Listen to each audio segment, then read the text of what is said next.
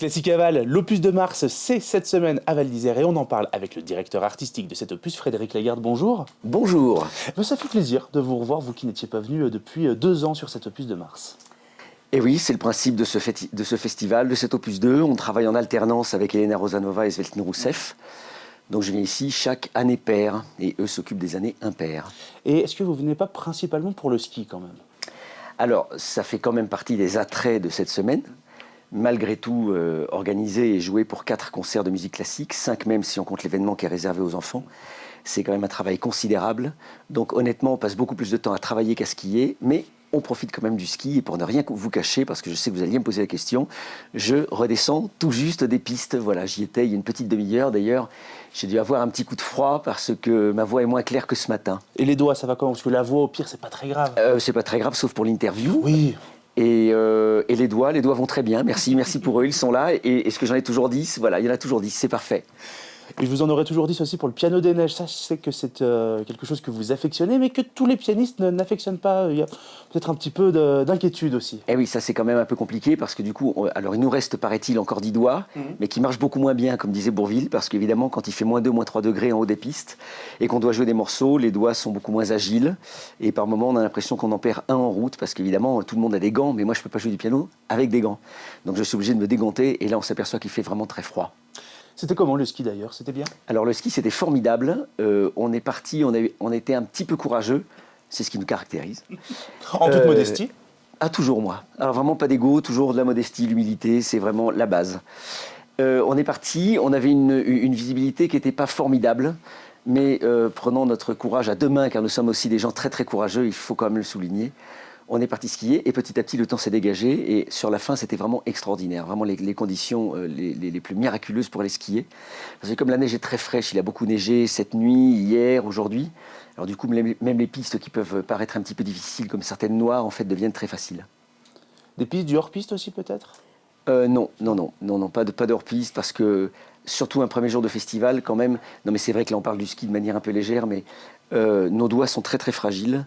Et il ne faut pas qu'on s'aventure à faire n'importe quoi, des choses qu'on ne maîtrise pas. Vous savez, je suis un pauvre petit Parisien, et comme vous le savez sans doute, on skie très peu à Paris. Alors on a quand même la butte Montmartre, mais... Ça fait un petit dénivelé quand même. Ça fait un petit dénivelé, mais il n'y a pas assez de neige pour qu'on puisse vraiment s'entraîner. Et donc du coup, quand les musiciens viennent ici, en dehors de ceux qui sont nés vraiment avec des skis aux pieds, on en a quelques-uns, mais sinon la plupart font du ski avec mesure et prudence.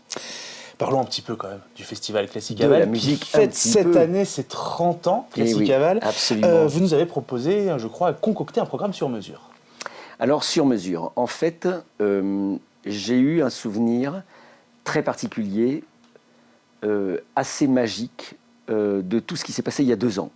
Il y a 2 ans, j'ai trouvé que c'était ma meilleure édition. Depuis 28 ans donc, que je venais ici, je trouvais que c'était vraiment formidable. Des artistes formidables, une communion avec le public formidable. Et là, quand nous avons discuté avec l'Office du tourisme de cet anniversaire, de ces 30 ans, j'ai eu l'idée de rappeler à peu près tous les gens qui étaient là il y a 2 ans. Et évidemment, on va étoffer, puisque c'est un anniversaire, c'est une date un peu solennelle, un peu particulière. Donc il y aura quelques musiciens en plus. Mais en tout cas, tous les artistes qui étaient présents il y a 2 ans, ou presque tous, ont été réinvités cette année pour redonner la pleine mesure, pas seulement de leur talent, mais de leur générosité. Parce que ça, ce sont des choses qu'un public remarque et qui le touchent tout à fait particulièrement. Alors on va développer chacun de ces 3 soirs de concert. On va commencer par le concert de mardi, une soirée dédiée à Mozart. Oui, ben voilà, Mozart l'Éternel. C'est difficile de présenter Mozart parce que moi je suis toujours épaté que ce musicien, ce compositeur, qui est mort à 35 ans il y a 250 ans, puisse évoquer tant de choses à tant de gens aujourd'hui. Vous voyez, Mozart au Japon, aux États-Unis, en Afrique, dans tous les pays du monde, représente quelque chose de très particulier. Tout le monde aime la musique de Mozart. Voilà, même vous, j'ai même pas besoin de vous poser la question, je sais que vous aimez Mozart. On se connaît pas très bien encore, on peut pas dire qu'on soit intime, mais je suis sûr que vous aimez la musique de Mozart. J'ai adoré son dernier album, ouais. Et le dernier album de Mozart, le fameux, qui est sorti en 1791 et qui s'appelait La Flûte enchantée et qui était pas mal. Voilà, blague à part.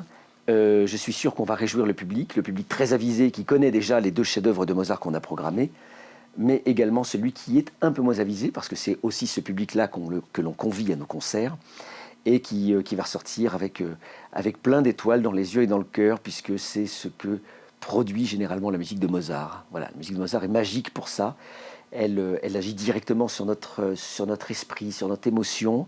Elle n'est pas plus virtuose que ça, elle est naturelle, elle est simple.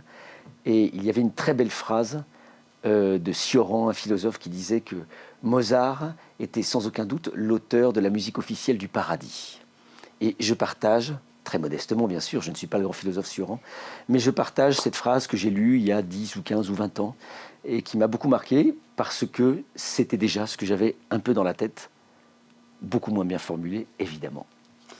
On va partir mercredi à l'opéra de Versailles. Oui, tout à fait. Et qui dit opéra dit chant, forcément. Alors, qui dit l'opéra dit chant, et peut-être qu'on aura un chanteur tout à l'heure qui va me succéder à cette place-là. Allez Notre savoir. interview juste après, effectivement. Ah, incroyable, mais quel hasard. Les choses sont bien faites. Alors oui, c'est vrai que quand on pense à l'opéra, on pense souvent aux opéras italiens du 19e siècle, les grands Verdi, les grands Puccini, etc., etc. Et on oublie qu'en France, on a promu l'opéra, peut-être même un peu avant les Italiens. C'était une école, puisqu'il ne faut pas oublier que l'opéra, c'est du chant, mais c'est aussi de la danse. Vous savez, il y a les petits rats de l'opéra, et il y a les danseurs étoiles et les danseuses étoiles. Et cette école-là, cette école avec un E majuscule, porte la marque de la tradition française à plein. Et il s'est trouvé que nous avons eu une reine tout à fait particulière pour les arts en France. Alors, elle n'a pas très bonne presse, elle n'a pas très bien terminé, c'est Marie-Antoinette.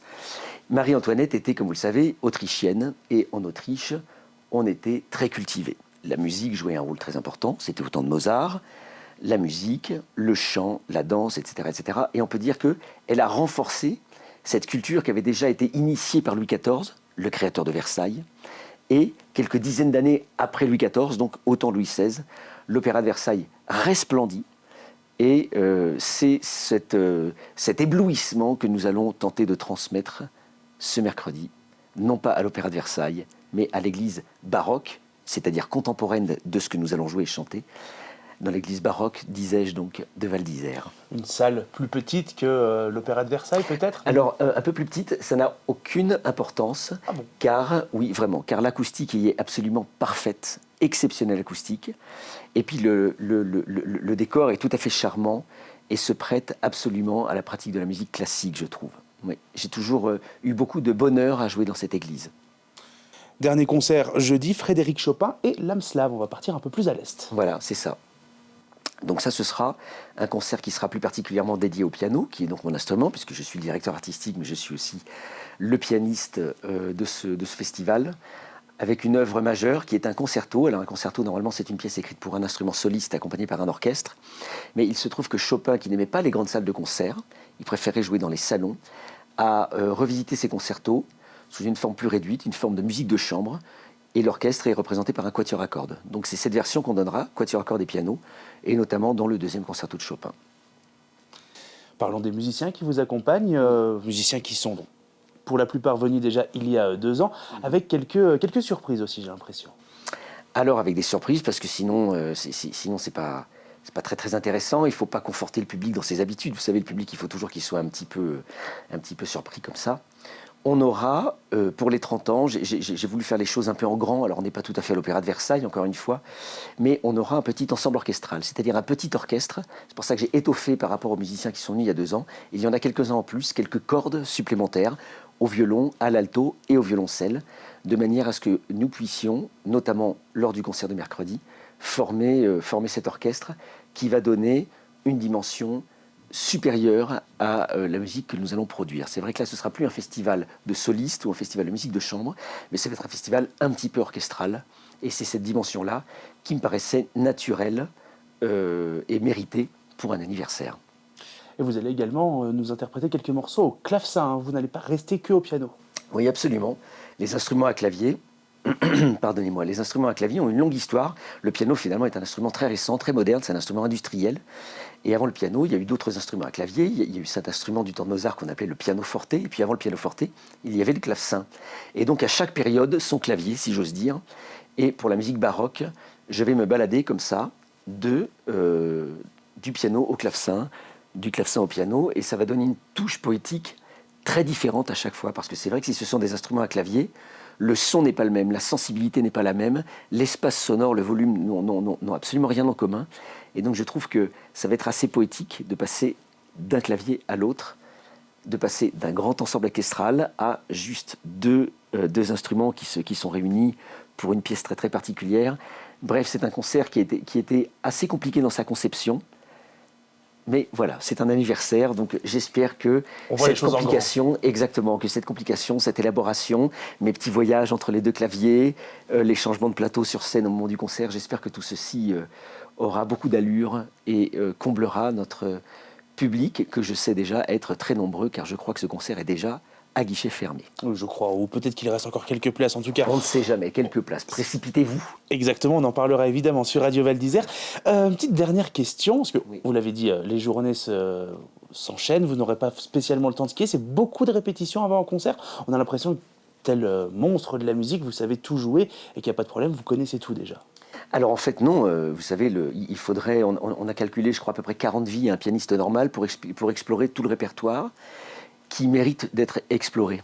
Vous voyez, donc rien qu'une intégrale de l'œuvre pour piano de Beethoven, ça représente je ne sais plus combien de CD, une cinquantaine ou une soixantaine.